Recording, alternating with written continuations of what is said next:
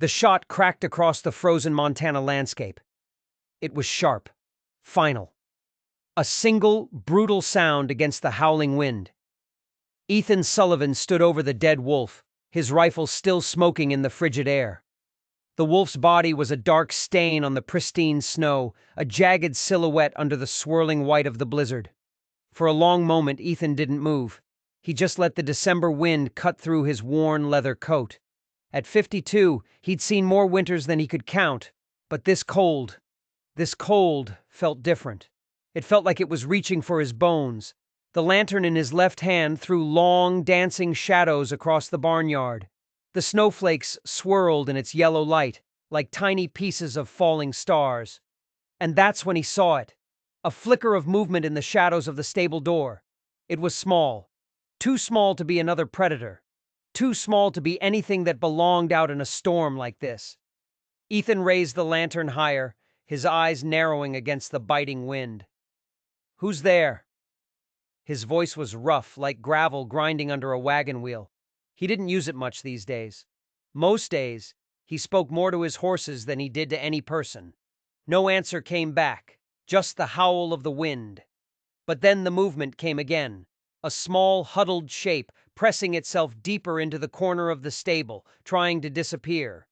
Ethan approached slowly, one hand still on his rifle.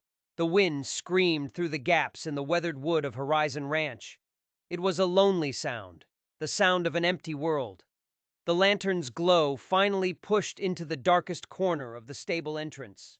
And what Ethan saw made his heart stop cold. It was a child.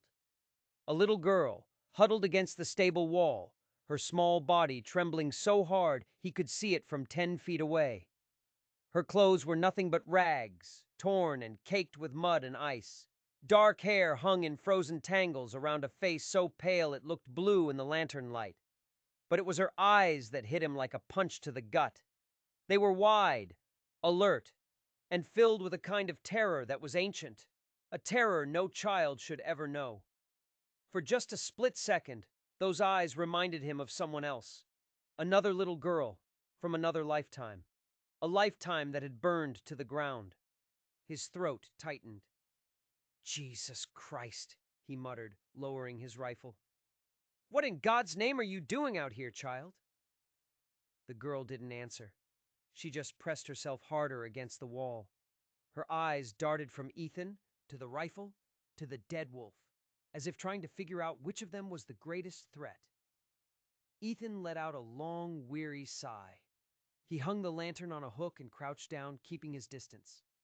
Up close, he could see she was maybe 8 or 9 years old, but she was so thin she looked younger. She looked like a ghost. "No one's going to hurt you," he said, trying to soften his voice. It had been years since he'd spoken to a child. The words felt foreign in his mouth. "But you'll freeze to death out here. The temperature's dropping fast." Still, she said nothing. Her eyes were locked on the rifle. Ethan carefully set the rifle against the wall, far out of his own reach. "See? No danger from me."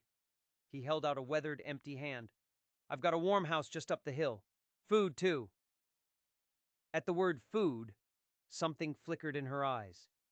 It was the barest hint of desperate hope, but it was quickly swallowed by suspicion. Her voice, when it came, was a tiny crackle, barely audible over the wind. I I just need to sleep in your doghouse, sir. Just for tonight. Until the storm passes." The request hit Ethan like a physical blow. A doghouse. He didn't even have a dog. Not since Old Blue had passed 5 summers ago.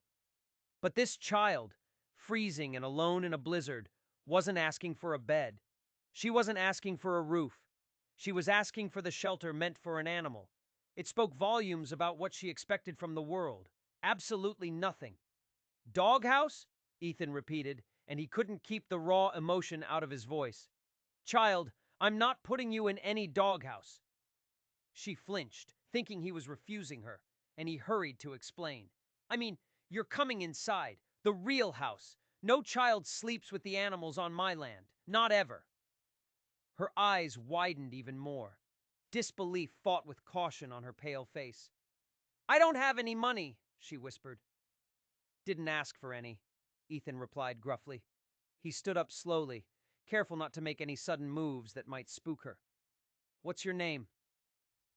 She hesitated for a long moment, clutching a small, dirty cloth bag to her chest like a lifeline. Ruby, she finally said. Just Ruby. I'm Ethan Sullivan. This is my ranch. He gestured up the hill toward the house where warm lights glowed in the windows like distant, friendly stars. And that blizzard is only getting worse. So, what do you say, Ruby? Will you come inside where it's warm? He thought she might bolt. He saw the instinct in her, the urge to flee back into the storm she knew, rather than trust the stranger she didn't. But then, with the slow, deliberate caution of a wounded animal, Ruby pushed herself to her feet. Her legs trembled, and Ethan had to fight the urge to reach out, to steady her. He knew somehow that an unexpected touch would send her running. You won't make me go back? She asked. And there was a specific fear in her voice, a fear of a particular place, a particular person. Not tonight, Ethan promised. Tonight you get warm and you get fed. That's all that matters. She gave a single bird-like nod. She took one shaky step forward, then another. Ethan grabbed his rifle and the lantern, and together, the old, grieving rancher and the terrified little girl made their way up the snow-covered path to the house, the wind howling at their backs like a pack of hungry ghosts. But they weren't the only things howling that night. Deep in the woods, something else was watching. Something that had been tracking the girl for days. And it wasn't an animal. Martha Winston's wooden spoon clattered against the iron pot. The venison stew had been simmering all day, filling the kitchen with the only warmth that seemed to exist in the whole world. At 67, Martha's hands were gnarled with arthritis, but they moved with a lifetime of practice. This kitchen was her kingdom. The massive cast-iron stove was its heart, and it had been beating since long before she'd arrived at Horizon Ranch 20 years ago. Through the window, she watched the snow getting thicker. This was a bad one. The worst storm in years. Ethan had been out in the stable for too long. If he didn't get back soon, the path would disappear completely. As if she'd summoned him, the back door blew open. A blast of frigid air and swirling snow rushed in. Martha turned, ready to scold Ethan for letting the heat out. But the words died on her lips. Ethan was there, his beard and eyebrows crusted with snow. But he wasn't alone. Standing beside him, practically hidden in his shadow, was a small, ragged figure she had never seen before.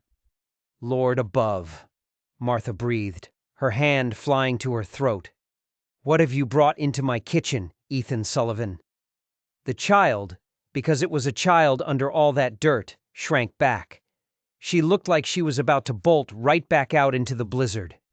Her name is Ruby, Ethan said, as if that explained everything. She needs to get warm, Martha, and she needs to be fed. Martha's shock turned instantly to practicality. The girl looked half frozen and more than half starved. The questions could wait. Survival couldn't. Well, don't just stand there with the door wide open, she said briskly, setting her spoon down with a clatter. Bring her by the fire. I'll get blankets. But Ruby was frozen by the door. Her eyes darted around the warm, bright kitchen like a cornered animal. It was obvious she'd never seen a place like this before. Or if she had, the memories weren't good ones. It's all right, Ethan said quietly to the girl. Martha looks fierce, but she's harmless. She's been taking care of me since before you were born. Martha snorted but didn't argue. She approached the girl slowly, the way you'd approach a skittish colt. You must be frozen clean through, child, she said, her voice softening. Let's get those wet rags off you and find something dry. Ruby's small hands tightened on that dirty cloth bag she was holding. I keep this with me, she whispered. Nobody's taking your things, Ethan assured her, shrugging off his own heavy coat. You hold on to whatever you need to. Slowly, carefully, they coaxed Ruby further into the kitchen. Her eyes went wide at the sight of the bubbling stew pot, and a tiny, hungry sound escaped her lips. First, a warm wash, Martha declared, taking charge. Then, We eat. Ethan, fetch hot water from the kettle, and bring down one of your old flannel shirts. It'll swallow her whole, but it'll be clean and dry." As Ethan moved to do what he was told, Martha saw the look in his eyes. It was a look she hadn't seen in 8 long years. Not since the fire. Not since he'd lost his wife, Hannah, and their little girl, Lily. This strange child, with her haunted eyes, had woken something up in Ethan. And Martha Winston had a terrible feeling it was going to bring a whole new kind of storm down on all of them. Ruby sat at the edge of the kitchen chair, looking like a little doll swallowed by one of Ethan's old flannel shirts. Her hair, washed and free of ice, hung in damp auburn waves. In the warm light of the kitchen, it was the color of autumn leaves. She ate with a focus that was painful to watch. Each spoonful of stew was carried carefully to her mouth. Her eyes never left the bowl, as if she was afraid the food might vanish into thin air. Ethan noticed she kept her left arm curled protectively around the bowl, shielding it, a desperate instinct to keep it from being taken away. "There's plenty more," he said quietly. Ruby glanced up, startled, then immediately looked back down at her stew. "Thank you, sir." "Ethan," he corrected her gently. "Just Ethan." Martha bustled around the kitchen, pretending to be busy, but watching their guest with a hawk's eye. When Ruby had finished 3 full bowls of stew and 2 slices of cornbread, she finally leaned back. Her thin shoulders relaxed for the first time. Her eyelids started to droop. Exhaustion was finally winning. "There's a small room off the parlor," Ethan said, standing up. "You can sleep there tonight." Ruby nodded, sliding carefully off the chair. She swayed on her feet, and Ethan instinctively moved to steady her. But she flinched away from his outstretched hand. Her eyes went wide and wild again, full of that ancient terror. "Sorry," Ethan murmured, pulling his hand back. "Just didn't want you to fall." She didn't say anything, just clutched her little cloth bag tighter. He noticed a corner of fabric poking out of it. It looked like old yellowed linen, with a single embroidered letter visible. A V. "This way," he said, picking up a lamp and leading her out of the kitchen. Ruby followed him silently, her bare feet making no sound on the wooden floors. She looked at everything, the heavy oak furniture, the books behind glass, the framed paintings on the walls. Her eyes lingered on the photographs on the mantelpiece, pictures of a smiling woman and a little girl with auburn hair. A happy family from another life. The small room had been his wife's sewing room once upon a time. Now it just held a daybed and a chest. Ethan hadn't opened that chest in 8 years. Tonight he lifted the heavy oak lid. The scent of lavender and cedar, the scent of Hannah, hit him like a wave. He pulled out a quilt, forcing himself not to think about the hands that had stitched it. He turned back and saw Ruby standing at the window, drawing a single leaf in the condensation on the glass. "It's not much," Ethan said, placing the quilt on the bed. "But it's warm and dry." "It's a palace," Ruby whispered. For the first time, there was something in her voice besides fear. There was wonder. She approached the bed cautiously, reaching out a small hand to touch the quilt. She traced the stitched patterns with a kind of reverence. I've never slept in a real bed before," she confessed, her voice so soft he almost didn't hear it. Ethan had to turn away. The raw honesty of it was like a knife in his gut. What kind of life had this child lived? "Well, you have now," he said, his voice rougher than he intended. "The chamber pot is under the bed. Martha and I are just down the hall if you need anything." He moved to the door, then stopped. "Ruby." She looked up. "You're safe here," he said. "No one's going to make you leave. Not tonight." A tiny nod. Then 2 words that broke his heart all over again. "Until the storm passes." It was the same thing she'd said in the barn. She expected nothing permanent. Just temporary shelter. Just a pause in the running. "Until the storm passes," Ethan agreed, the words tasting like ash in his mouth. He closed the door softly and stood in the dark hallway, listening. He heard nothing. He imagined her still standing there, just looking at the bed, afraid to believe it was real. Back in the kitchen, Martha was waiting for him. Her face was set in a way that meant she had questions, and she was going to get answers. "Don't start," Ethan said wearily, sinking into a chair. "I haven't said a word," Martha replied, setting a cup of coffee in front of him. "But a child doesn't just appear in a blizzard, Ethan. She's running from something. Or someone. I know." Ethan stared into his coffee. "She asked if I would make her go back.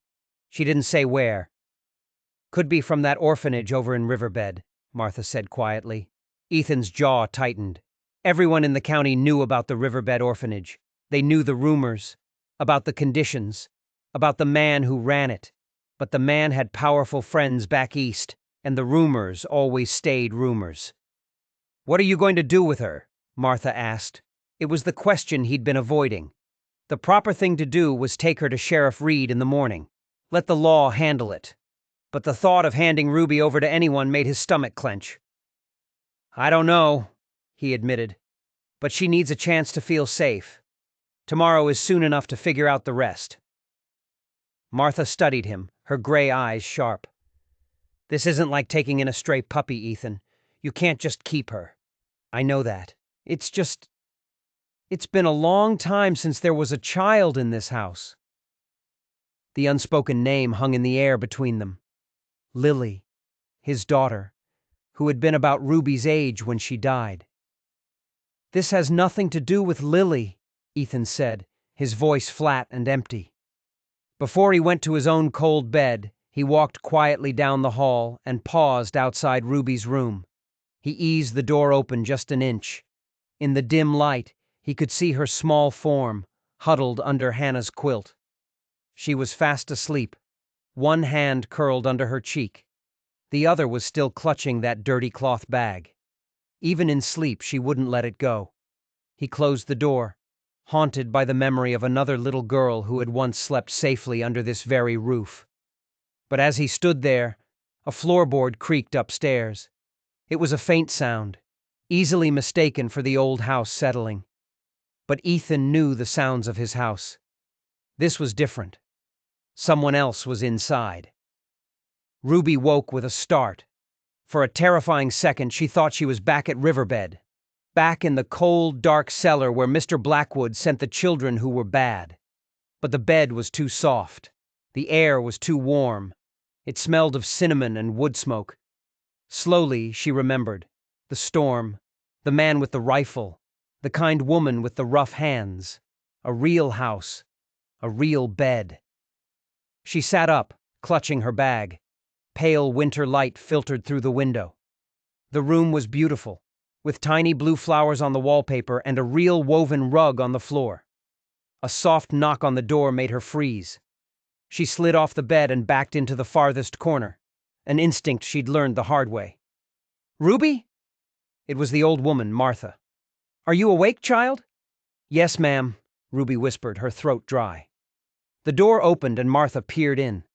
Her sharp eyes took in Ruby's defensive posture, but she didn't say anything about it. "Breakfast is ready when you are. Come when you're ready." Ruby waited until the footsteps faded away. She crept to the door and listened. She could hear the clatter of dishes and the low rumble of Ethan's voice. They sounded like normal sounds, safe sounds. She followed the smell of bacon to the kitchen. Ethan and Martha were at the table. They both looked up when she entered. "There you are," Martha said with a warm smile.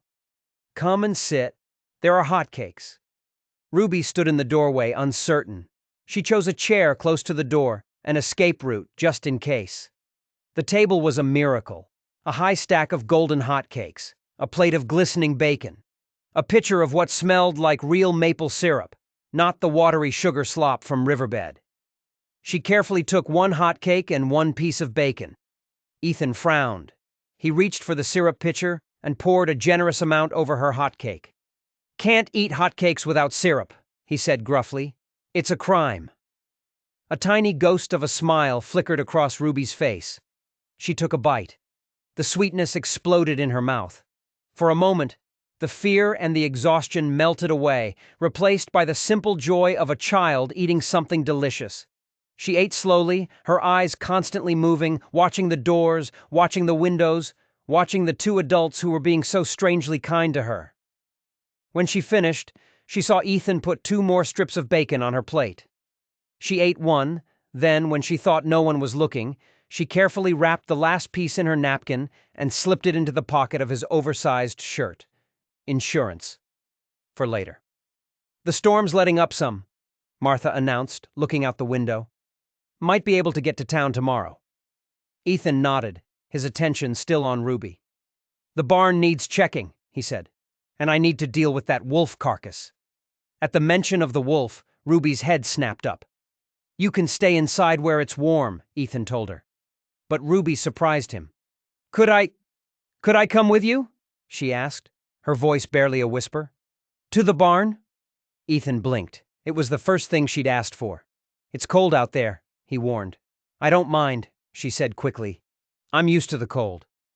Those 4 words, spoken so matter-of-factly, twisted something in Ethan's gut. No child should be used to the cold. "All right," he agreed. "But we need to find you some proper clothes."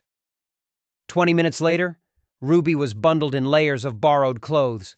A wool dress that was too big, a sweater with the sleeves rolled up, and a pair of boots so large they had to be stuffed with rags. She looked comical, but she was warm. The world outside was a wonderland of white. Snow covered everything, smoothing all the hard edges of the landscape. Inside the barn, it was warmer, smelling of hay and horses. Several huge heads peered over stall doors, their dark eyes curious. "So many," Ruby whispered in awe. 8, Ethan said. "Plus the new foal. Want to see him?" Her nod was eager, a flash of real childhood excitement. In the last stall, a mare stood protectively over a wobbly-legged colt. "He was born last week," Ethan said. Ruby stared, a look of pure longing on her face. "What's his name?" "Doesn't have one yet." Ruby studied the colt. "He looks like Dawn," she said softly. "All golden." Ethan looked at her, surprised. It was the most she'd said at one time. Dawn. Not a bad name for a new beginning. As they did the morning chores, Ethan was surprised by how much Ruby already knew about horses. She moved around the huge animals with a quiet confidence. "You've been around horses before," he observed. Ruby nodded, stroking the velvet nose of an old mare named Maple. "My mother. She worked at a horse farm. Before." "Before what?" Ethan asked gently.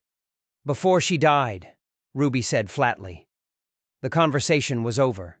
As they walked back to the house, Ruby stopped. She was staring at the corner of the barn at the dark shape of the dead wolf, half buried in the fresh snow. "I had to shoot it," Ethan explained. "It was too close to the foal." Ruby nodded. "I know," she said, her voice small. "It would have killed me too, if you hadn't come." The simple, terrible truth of her words hit Ethan with the force of a physical blow. If he hadn't gone to the barn at that exact moment, this small, brave life would have been snuffed out in the snow. He cleared his throat. "Well, it didn't. Let's get inside before Martha sends out a search party." Ruby cast one last look at the dead wolf, then turned and followed him. But as they crossed the yard, Ethan saw it. A single set of fresh tracks, leading from the woods to the back of his house. They were large boot prints, and they hadn't been there that morning. Someone had been watching them. That night, Ethan sat in his study. The ranch ledger was open on his desk, but the numbers were just a meaningless blur.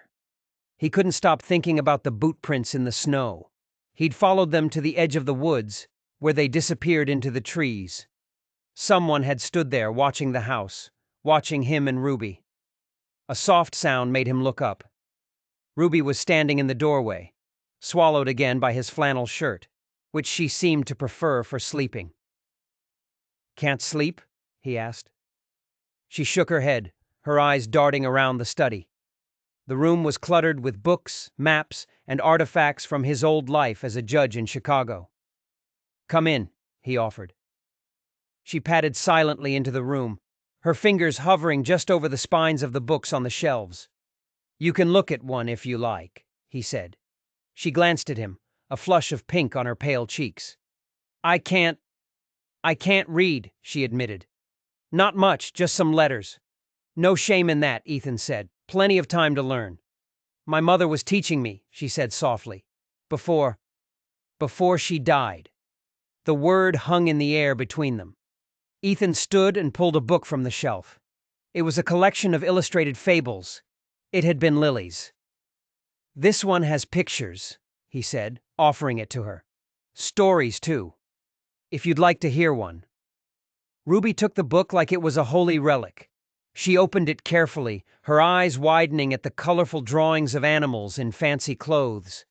Would you? She whispered, then stopped, as if she'd asked for too much. Would I read to you? Ethan finished for her. She nodded, not meeting his eyes. I could do that. He gestured to the leather chair opposite his desk, but Ruby hesitated, then curled up on the floor beside his own chair, her back against its side. It was exactly what Lily used to do. The memory was so vivid it almost stole his breath. He swallowed hard and took the book. He began to read the fable of the lion and the mouse, the story of how even the smallest creature can help the most powerful. Ruby listened in rapt silence, her eyes fixed on the pictures. After the fourth story, he noticed her head had come to rest against his chair. Her breathing was deep and even. She had fallen asleep, trusting him enough to let her guard down completely. He carefully set the book aside and gently lifted her into his arms. She was so light it was alarming. She stirred for a second, her eyes fluttering open in a brief flash of panic. Just taking you back to bed, he murmured. You fell asleep. She relaxed against him. As he carried her down the hall, he was struck by what he was doing, carrying a sleeping child, tucking her in.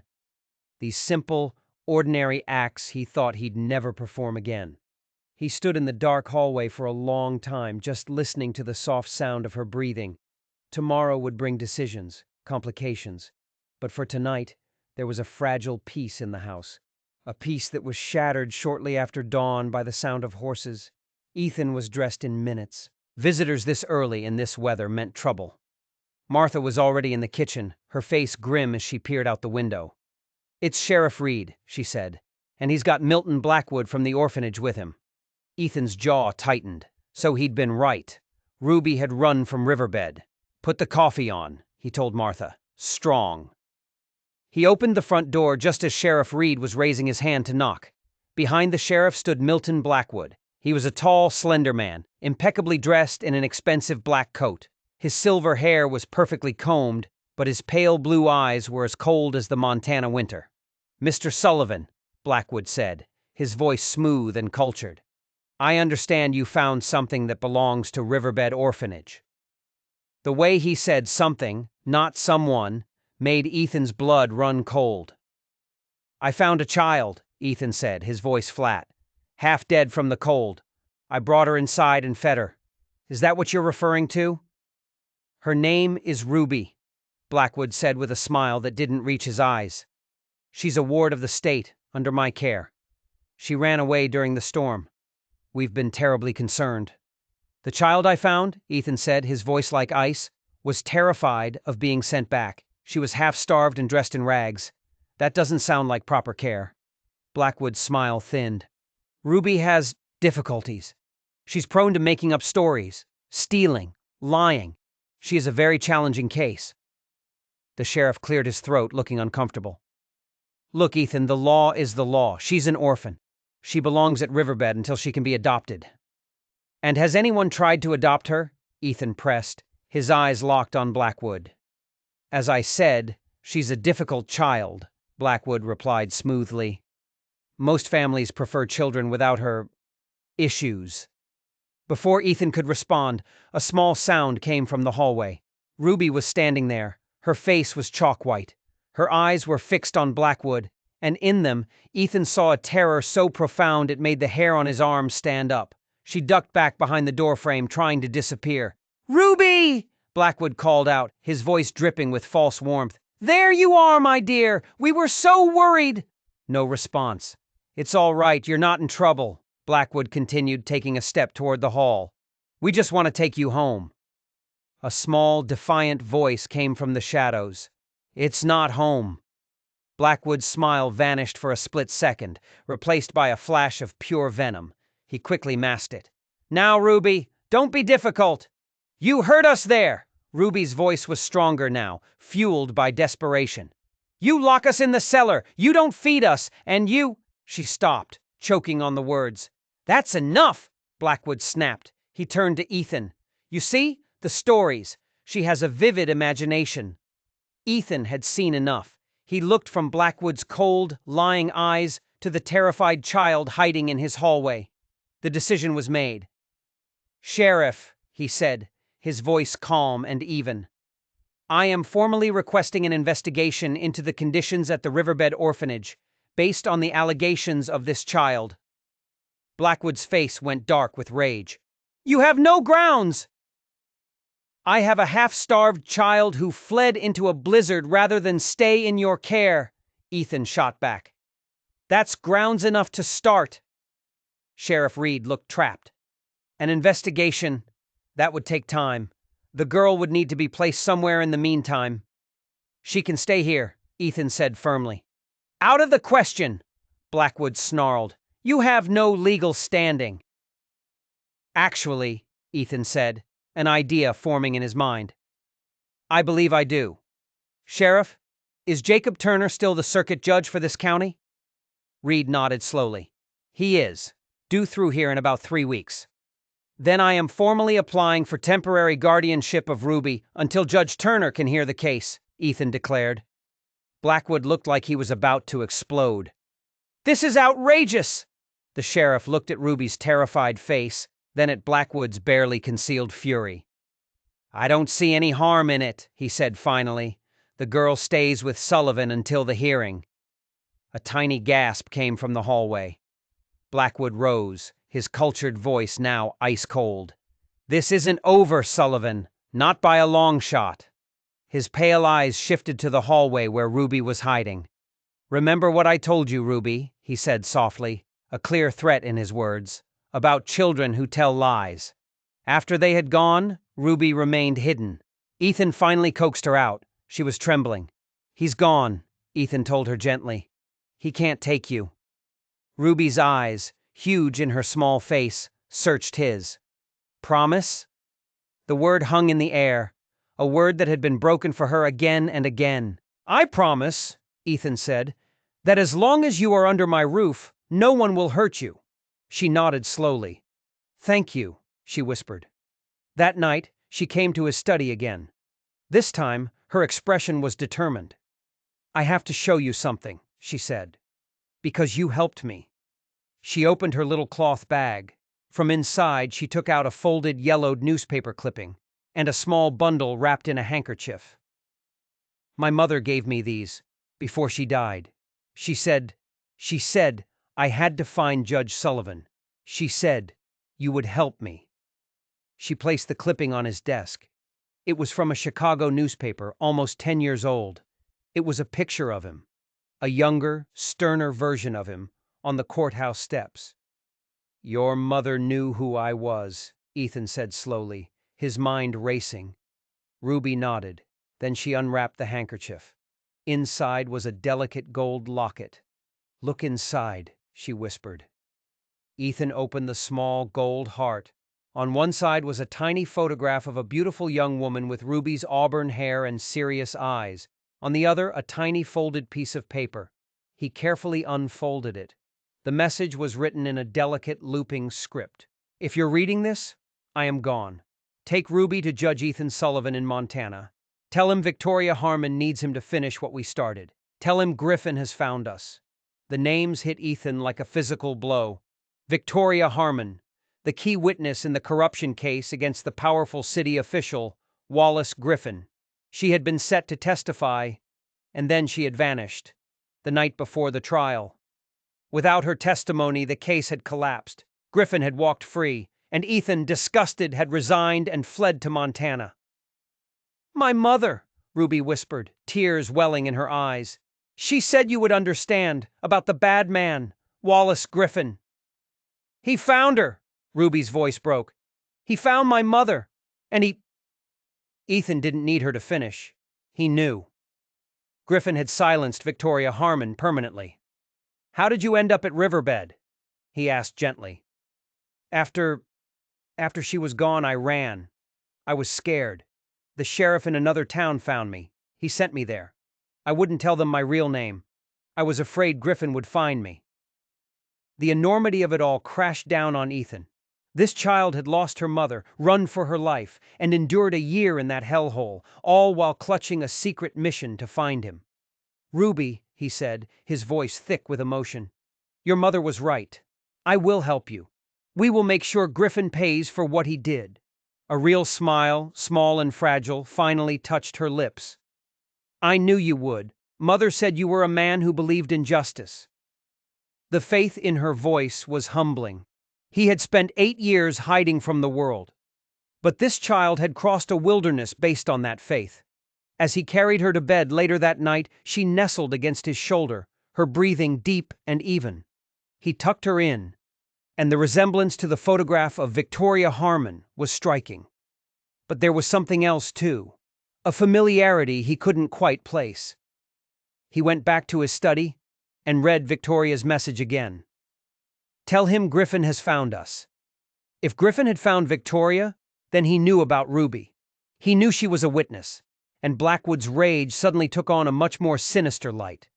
Was Riverbed more than just an abusive orphanage? Was it a holding cell? A place to keep Ruby until Griffin decided what to do with her? The thought sent a chill down his spine. Griffin was a monster. He wouldn't just stop. He would hunt her down.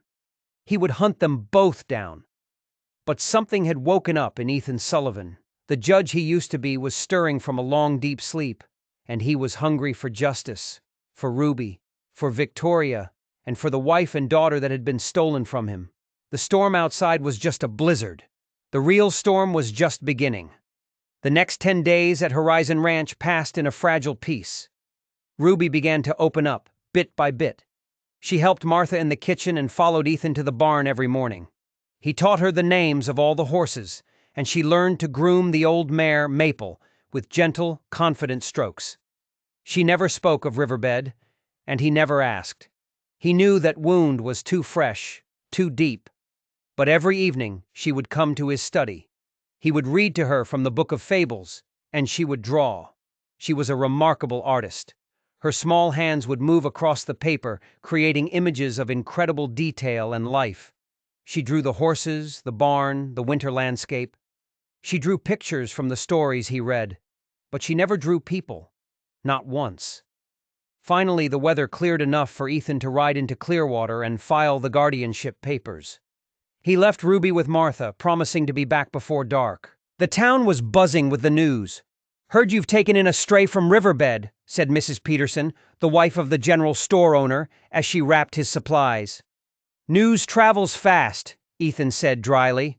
"That Mr. Blackwood was in here yesterday," she said, lowering her voice, "asking questions about you, who your friends are, if you get many visitors." The news was unsettling. Why would Blackwood care about his visitors? Unless he wasn't just looking for Ruby. He was looking for someone else. Ethan's last stop was the new doctor's office. Sheriff Reed had suggested he have the girl looked at. Dr. Isabel Hayes was a woman in her 40s, with intelligent eyes and a no-nonsense manner. "The girl from Riverbed," she said, before he could even explain. "News travels quickly." She agreed to ride out to the ranch the next morning. There was something about her, a strange sense of familiarity, but he couldn't place it. The next morning, Dr. Hayes arrived precisely at 9. Ruby was terrified, but the doctor was gentle and patient. She explained every single thing she was doing, and slowly Ruby began to relax. Then the doctor asked to check Ruby's back. Ethan turned to face the window, giving them privacy, but he heard the doctor's sharp intake of breath. "These marks, Ruby," Dr. Hayes said, her voice carefully controlled. "Can you tell me how you got them?" The silence stretched on. Then Ruby's voice, barely a whisper. "The cellar, at Riverbed. Mr. Blackwood, he uses a strap." Ethan's hands clenched into fists. He forced himself to stay still. Later, after Ruby had left the room, the doctor's professional calm finally broke. That child has been systematically abused, she said, her voice shaking with rage. The marks on her back are from a leather strap. Some are weeks old, others are fresh. And that's not all. She's malnourished. There are old bruises, and a partially healed fracture in her left wrist that was never set properly. She looked Ethan straight in the eye. She also shows signs of severe trauma beyond the physical. She witnessed her mother's murder. Dr. Hayes's eyes widened. That would explain a great deal. But there's more. The pattern of bruising on her arms suggests she was forcibly restrained, held down. The unspoken horror of her words hung in the air. Will you testify to this? Ethan asked, his voice rough. Before Judge Turner? Without hesitation, Dr. Hayes confirmed. What happened to that child is a crime. She paused at the door. Mr. Sullivan, I feel I should tell you. I knew your wife, Hannah. Ethan stared at her, stunned. We trained together at the Women's Medical College in Philadelphia before she left to marry you. She was brilliant. The revelation left Ethan reeling. What were the odds? A doctor who knew his wife showing up in this remote Montana town at this exact moment? It felt like more than a coincidence. It felt like fate. A few days later, they were in the barn when they heard the sound of approaching horses. Multiple riders moving fast. Ruby froze, her eyes wide with fear. Someone's coming.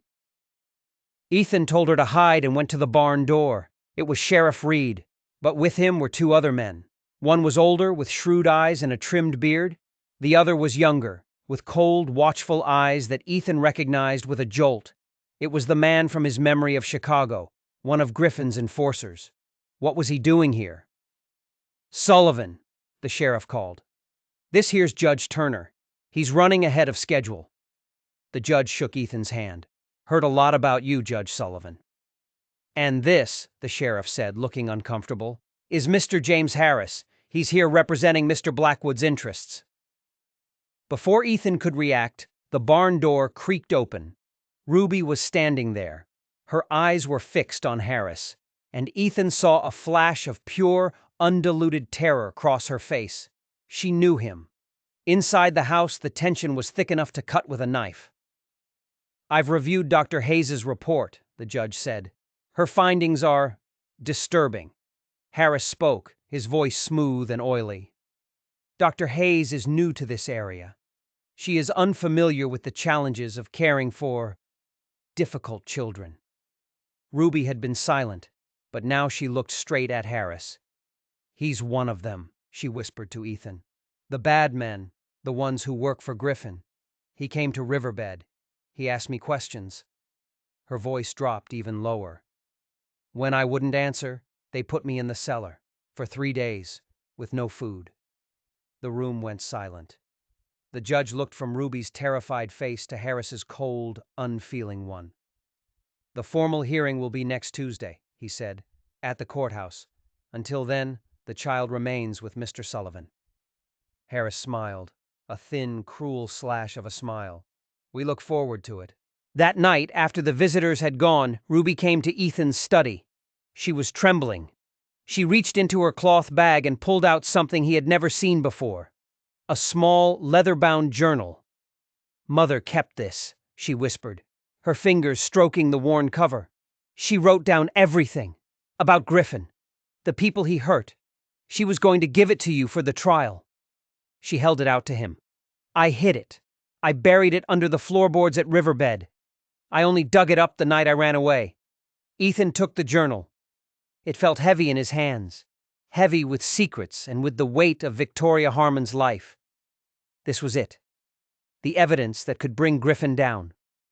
Later that night, after Ruby was asleep, he opened it. The elegant handwriting filled page after page with damning details. Dates, names, bribes, crimes. Victoria had documented everything. And then, on the last few pages, Ethan found something that made his blood turn to ice. A series of entries detailing Wallace Griffin's connection to a fire in Chicago. A fire set 8 years ago. A fire set to destroy evidence a certain judge had been collecting. A fire that had claimed 2 lives, Hannah and Lily. The journal slipped from his numb fingers. It wasn't an accident. The fire that took his family. It wasn't an accident. It was murder. It was Griffin. Retaliation. For him. The room began to spin.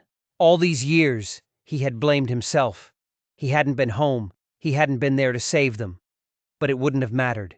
They were targeted. They were murdered. Because of him. A soft sound came from the doorway. Ruby was standing there. "I had a bad dream," she said softly. Ethan struggled to compose himself. He pushed the journal aside. For now, Ruby needed him. She curled up on the floor beside his chair. "When I have bad dreams," she whispered, "I try to think about leaves. Mother taught me. Imagine each scary thought is a leaf and watch it drift away. Red ones, golden ones, all floating down to the ground where they can't hurt you anymore." She leaned her head against his chair, her voice growing drowsy. "The last leaf is always the hardest to let go," she murmured. "But eventually, even the last leaf has to fall." Ethan sat in the dark, the sleeping child beside him, the terrible truth of the journal lying on his desk. His grief, the grief he had clung to for 8 long years, was that last leaf, and he could feel it finally, beginning to tremble on the branch. Griffin was coming. The man who had destroyed his life was coming to Montana. And this time, Ethan Sullivan would be ready. The next morning, Ethan saddled his fastest horse. He had to get to town. He had to talk to Judge Turner, to Dr. Hayes. He pressed Victoria's journal into Martha's hands. "If I'm not back by nightfall," he told her, "get this to Sheriff Reed. He'll know what to do." The ride to Clearwater was a blur. The town was quiet, hunkered down against the cold. Dr. Hayes wasn't in her office. The pharmacist told him she'd ridden out to the Jensen farm, a sick child. She could be gone for hours. Frustrated, Ethan turned to leave when a voice called his name. It was Judge Turner. "Sullivan," the judge said, his voice low. "I'm glad I ran into you. That man, Harris, I don't trust him." Relief washed over Ethan. The judge wasn't compromised. He quickly explained everything. Victoria's journal, the connection to the fire that killed his family. "Griffin is on his way here," Ethan finished. Judge Turner's face was grim. "Then Tuesday's hearing is about more than just custody. It's about the child's life. Bring the journal to the hearing, Sullivan. I will do everything in my power to protect that girl." As Ethan rode out of town, a fresh snow began to fall. He was less than a mile out when he heard them. Hoofbeats behind him. 3 riders coming fast. He turned in the saddle. He recognized the man in the lead instantly. Harris. Ethan spurred his horse into a gallop. The trees that marked the edge of his property were still a mile away. He wouldn't make it. He veered off the road toward a rocky outcropping, a place to make a stand. He dismounted and scrambled up the rocks, drawing his revolver. "Sullivan!" Harris shouted from below. "This is foolish! We only want the journal!" Ethan remained silent. He watched as one of the men started to climb the rocks. The snow was falling harder now, a swirling curtain of white. When the man came around the edge of a boulder, Ethan was ready. He struck out with the butt of his revolver. The man went down without a sound. Ethan grabbed his fallen Winchester rifle. Better odds. A shot cracked through the air, whining off the rock inches from his head. He returned fire, aiming for the muzzle flash. A cry of pain told him he'd hit his mark. "You're making a mistake, Sullivan," Harris screamed. Ethan used the falling snow as cover, circling around the ridge. He had almost made it behind them when a loose stone gave him away. He fired twice, then scrambled down the far side of the rocks. He had to get back to the ranch, to Ruby. A shadow loomed out of the blizzard in front of him. A crushing blow to the side of his head sent him sprawling. Through the ringing in his ears, he heard Harris's voice. "Well, well!" The mighty Judge Sullivan crawling in the dirt. A boot crashed into his ribs. Pain exploded in his side. Harris crouched beside him, a pistol in his hand. "The journal, Sullivan. Where is it?" Ethan thought of Ruby, safe at the ranch with Martha. He had to protect her. He had to buy her time. "It's already on its way to the federal marshal in Helena," he lied, spitting blood onto the snow, "along with a full statement from the girl. Killing me won't change a thing. Griffin is finished." He saw a flicker of doubt in Harris's eyes. "Even if that's true," Harris said coldly, his finger tightening on the trigger, "killing you will still be a pleasure." Ethan closed his eyes. He saw Ruby's face. He had failed her, just like he had failed Hannah and Lily. The gunshot was deafening, but Ethan felt no pain. He opened his eyes. Harris was sprawled in the snow beside him, a dark stain spreading across his chest. Standing a few yards away, a rifle still smoking in her hands, was a figure on horseback. "Sullivan?" a woman's voice called. "Can you move?" It was Dr. Isabel Hayes, and behind her was Sheriff Reed. "Ruby!" Ethan gasped, struggling to sit up. "The ranch sent 2 deputies out there as soon as we realized what was happening," Reed said grimly, handcuffing the unconscious Harris. "They should be there by now." Relief made Ethan's knees buckle. Dr. Hayes caught him. "Let's get you home, Judge," she said. The ride back was a nightmare of pain and cold. When they finally saw the lights of the ranch house, Ethan almost wept. The door flew open and Ruby was standing there. "Ethan!" she cried, using his first name for the first time. "You're hurt!" "I'm all right," he managed, leaning heavily on the doctor. "Martha said you'd come back," she whispered. "She said you promised." Inside, Dr. Hayes tended to his wounds, 2 broken ribs and a bad concussion. As she cleaned the gash on his temple, Ethan reached out and took Ruby's small hand. "We're safe now," he told her. "Harris is in custody. He can't hurt you anymore." "What about Griffin?" she asked, her voice small but steady. "He'll face justice, too," Ethan promised. "Your mother's journal will see to that." A heavy weight seemed to lift from her small shoulders. "Mother always said you would make things right," she whispered. Later that night, the sheriff stood in Ethan's bedroom. "Harrison's talking," he said. "He's confirmed everything. Blackwood, the trafficking, the bribes, and one more thing. Griffin himself is on his way to Montana. He'll be here by Monday." The day before the hearing, after the sheriff left, Ethan looked at Martha. "If anything happens to me," he said, "take Ruby and the journal to Judge Turner. No one else. Just Turner." The day of the hearing was cold and bright. The courthouse was packed. Across the room, Ethan saw Milton Blackwood, and beside him, an older, heavier man with cold, dead eyes, Wallace Griffin. Griffin's gaze met Ethan's, and he smiled. The smile of a man who believed he was above the law. Judge Turner called Ruby into his chambers. She told her story, her small voice never wavering. Ethan gave the judge Victoria's journal. They waited for what felt like an eternity. Finally, the judge returned, his face resolute. "I'm issuing warrants for the arrest of Milton Blackwood and Wallace Griffin," he announced, "on multiple charges, including conspiracy to commit murder." Relief washed over Ethan, but the judge wasn't finished. "Griffin has powerful allies. This fight is far from over." As if on cue, a commotion erupted from the courtroom, shouts, a scream, and then a gunshot. Ethan shoved Ruby under the desk. The door burst open. It was Dr. Hayes. "Griffin shot Turner," she said urgently. "He's trying to escape. Reed thinks they plan to take Ruby in the confusion. We have to get her out of here." They ran through a back corridor, but their path was blocked. Harris stood there, his arm in a sling, a revolver in his good hand. "Going somewhere, Sullivan," he sneered. Ethan pushed Ruby behind him. Before he could react, Dr. Hayes pulled a small derringer from her medical bag and shot Harris twice. "A woman doctor learns to be prepared," she said grimly. They burst out the back door. A wagon was waiting. They sped towards the train station. A train was leaving for Helena in minutes.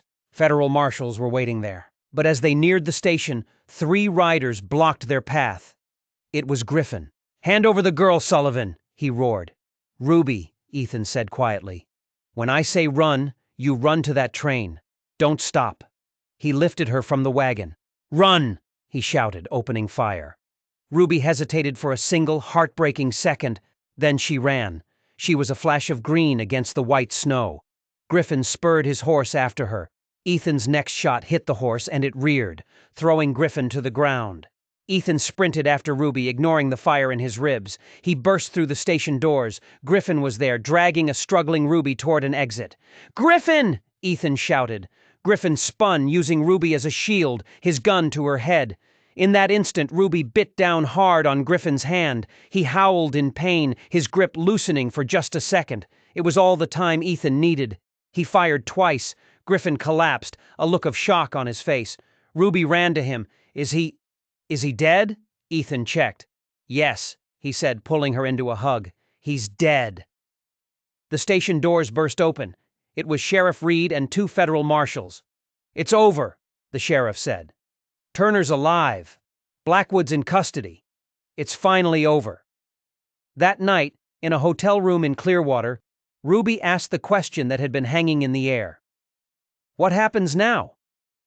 "You'll stay with Ethan, of course," Martha declared. Ruby looked at Ethan, her eyes filled with a desperate hope. "Can I?" she whispered. "Stay with you? For good?" Ethan looked at this brave, wounded child who had fought her way across a frozen wilderness to find him, who had trusted him when she had no reason to trust anyone.